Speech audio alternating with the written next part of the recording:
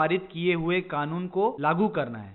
तो फिर कानून बनाना किसका काम है? तो उत्तर है, कानून बनाना हम नागरिकों का काम है। जी हाँ, आप, मैं और हम सभी साधारण नागरिकों का काम है। कम से कम ये प्रत्येक नागरिक का कर्तव्य है कि वो कानून को जाने, और कुछ नागरिक पहल करके कानून की ड्राफ्टिंग भी करें। तो फिर कानून और ड्राफ्ट पढ़ना शुरू करें।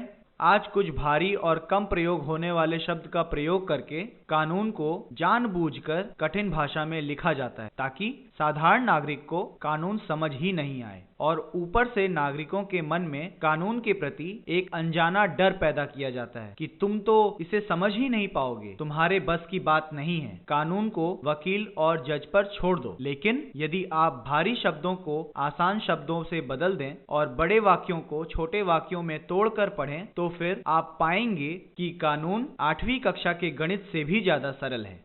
देश में कोई भी अच्छा बदलाव लाने के लिए हमें एक बहुत ही महत्वपूर्ण बात को ध्यान में रखना चाहिए कि हमें भारतीय राजपत्र में छपवाना क्या है, क्योंकि कोई भी मांग के लिए उस मांग का विस्तृत नक्शा जरूरी होता है। यदि हम किसी मांग को बस एक लाइन में समेट दें तो सरकारी अधिकारियों को पता नहीं चल पाएगा कि उन्हें क्या और कैसे करना है। आज साधारण नागरिकों को कुछ भी नहीं मिल पाता। इसका प्रमुख कारण यह है कि आज साधारण नागरिक अपने रिप्रेजेंटेटिव या प्रतिनिधि से किसी भी चीज की मांग के लिए संपर्क ही नहीं करते। अगर हम साधारण नागरिक अपने प्रतिनिधि से संपर्क करना शुरू करें तो उन पर दबाव बनेगा, परंतु दबाव बढ़ाने के लिए ज्यादा से ज्यादा नागरिकों को अपने प्रतिनिधि से संपर्क करके मांग करनी पड़ेगी। हम साधारण नागरिक स्वयं एक लीडर हैं। बिकाऊ मीडिया यह कुप्रचार करती है कि देश में कोई बदलाव लाने के लिए नागरिकों को कोई मसीहा की जरूरत होती है। यह कहना एक तरह से हम साधारण नागरिकों को गाली देना हुआ। हम साधारण नागरिक इस देश के मालिक हैं और भगवान ने हम सभी के पास इतना सामर्थ्य दिया है कि हम कोई भी बदलाव ला सकते हैं, और इसके लिए हम नागरिकों के बीच में किसी भी दलाल मसीहा की जरूरत नहीं है।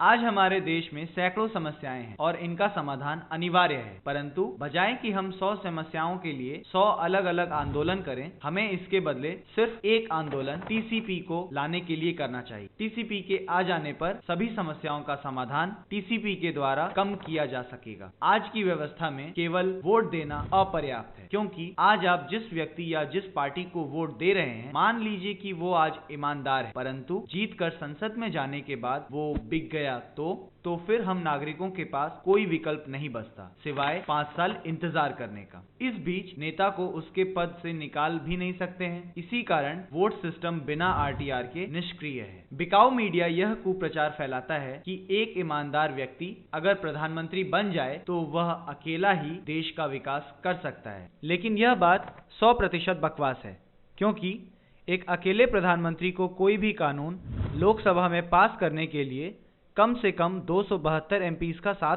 चाहिए होता है, और फिर जाकर उसी कानून को राज्यसभा में भी पास करवाने के लिए बहुमत चाहिए। तब जाकर वह कानून देश में पारित हो सकता है, और राज्यसभा में बहुमत बनाना आसान कार्य नहीं है। इसीलिए एक तथाकथित ईमानदार प्रधानमंत्री कोई भी जनहित के कानून बनाने के लिए पर्याप्त नहीं है।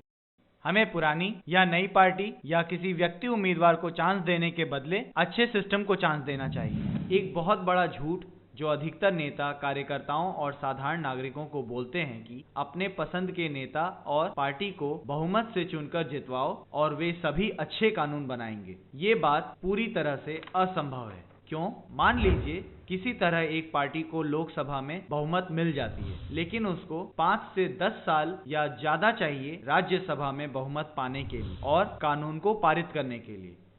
यदि यह किसी तरह कोई कानून दोनों सदनों में पारित हो भी गया तो विदेशी कंपनियां सुप्रीम कोर्ट में अपने एजेंट जजों द्वारा उस कानून को रद्द करवा सकती हैं। इसलिए केवल कुछ गिने चुने लोग शक्तिशाली विदेशी कंपनियों का सामना नहीं कर सकते, क्योंकि आज विदेशी कंपनियों का प्रभाव अधिकतर मीडिया और कोर्ट पर है। सफल जन आंदोलन के 3 आवश्यक तत्व हैं। पहला, जनता की स्पष्ट मांग। दूसरा, जन समर्थन संख्या का प्रमाण। तीसरा, नेता के मन में जनता का डर। आइए इन आंदोलन के तत्वों को विस्तार में समझें।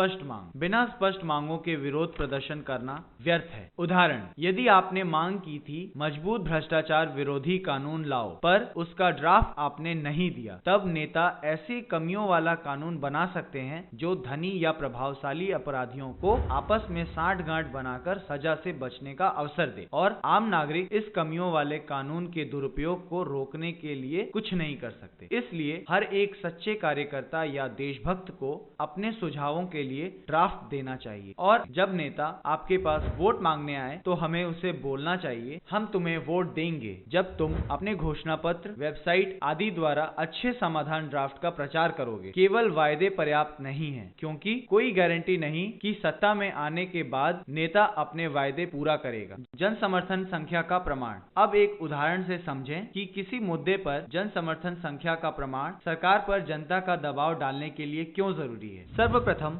सिग्नेचर कैंपेन से कोई भी बदलाव संभव नहीं है।